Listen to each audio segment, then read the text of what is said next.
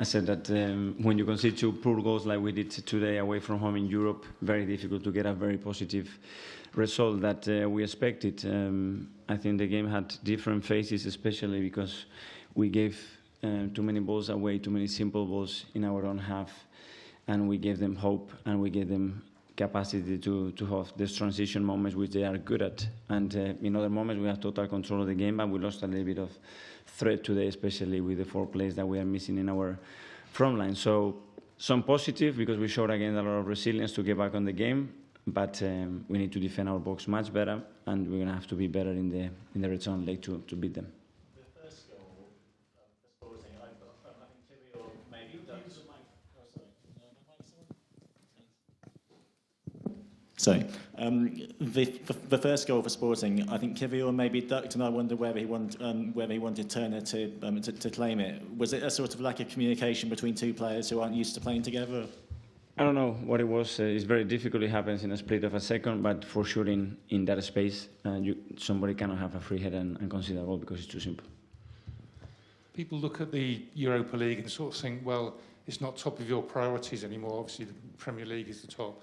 But this team don't seem to be ready to give up on this title, like, even when it's maybe not their best route into the Champions League. No, we're not. Going. And today we had to go against a few issues that we had in the last 2 days when we lost a few players. We lost 4 or 3 of our strikers. But in this competition you want to go through, you're going to have to go through difficult moments. We knew that. We are alive. Everything is still to play for at the Emirates. And hopefully we'll play better and deserve to win the game.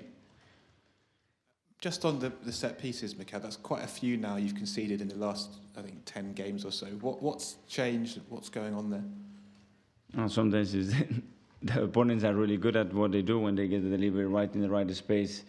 It's just half a centimeter sometimes where you get the header out of the box or it goes in. But it's true that it's something that we must improve dramatically in the next few games if we want to keep winning games. Gentleman in the middle there. Yeah. Hi, Mr. Arteta.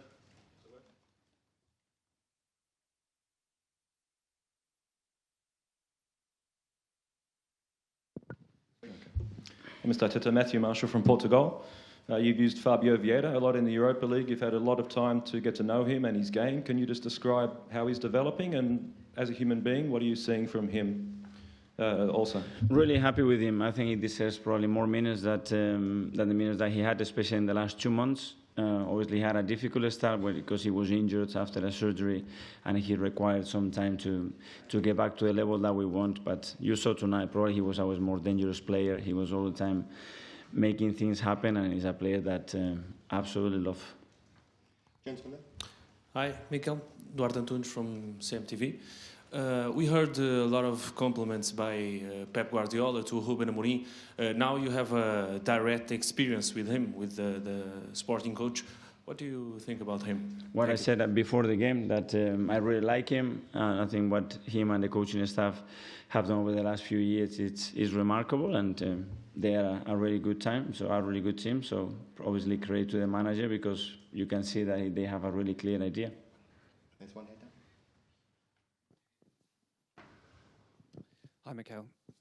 I just wondered, how do you sum up your emotions over the last few weeks? Because it doesn't feel like perhaps your team are playing with quite the same rhythm and putting perhaps teams away like they were, but you're still picking up results. So is it kind of frustration that you're not quite clicking, or kind of pride that you're still picking up results?